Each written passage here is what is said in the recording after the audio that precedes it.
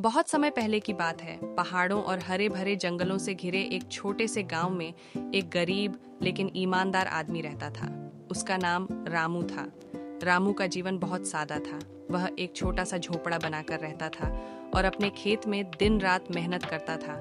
उसके पास न तो अधिक जमीन थी न ही धन दौलत, पर उसके पास एक चीज थी जो उसके लिए सबसे कीमती थी, उसकी गाय गौरी। गौरी केवल एक गाय नहीं थी, बल्कि रामू के लिए परिवार की तरह थी।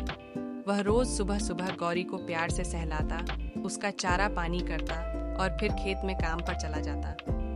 गौरी भी रामू के प्रति बहुत स्नेह रखती थी। जब रामू खेत से लौटता तो गौरी रंभा कर उसका स्वागत करती। उसकी आंखों में जैसे ममता और अपनापन झलकता था। गांव के लोग रामू और उसकी गाय के रिश्ते को देखकर कहते थे, रामू, तुम्हारी किस्मत तो इस गौरी ने ही संवार दी है। दरअसल गौरी बहुत ही अच्छी दूध देने वाली गाय थी। उसका दूध इतना गाढ़ा और स्वादिष्ट होता कि पूरे गांव में उसकी चर्चा होती थी। रामू रोज थोड़ा दूध अपने परिवार के लिए रखता और बाकी गांव में बेच आता। उसी से उसका घर चलता था। समय बीतता गया। एक दिन गांव में भारी सूखा पड़ गया। कई महीनों तक बारिश नहीं हुई। खेत सूख गए, फसलें बर्बाद हो गईं, तालाब सूख गए और लोगों के पास जानवरों के लिए चारा भी नहीं बचा। गांव के कई लोगों ने अपनी गाय बैल बेच दिए। कुछ लोग शहर की ओर काम की तलाश में निकल पड़े। रामू के सामने भी बड़ी मुश्किल थी। गौरी के लिए चारा खत्म हो गया था।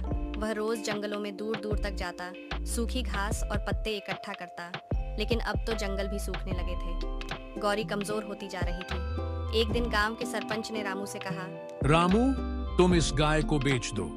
इससे तुम्हें कुछ पैसे मिल जाएंगे और तुम्हारा गुजारा भी हो जाएगा।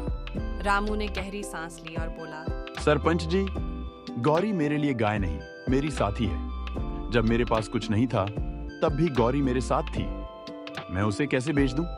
सरपंच ने कहा, लेकिन भूख तो तुम्हें भी लगती है और उसे भी। सोच समझकर फैसला लेना। रामू ने सिर झुका लिया, लेकिन उसका दिल उसे यह करने नहीं दे रहा था। अगले दिन सुबह रामू गौरी के साथ जंगल की ओर निकल गया। उसने सोचा, शायद कहीं दूर कुछ हरियाली मिल जाए। सूरज सिर पर चढ़ आया था।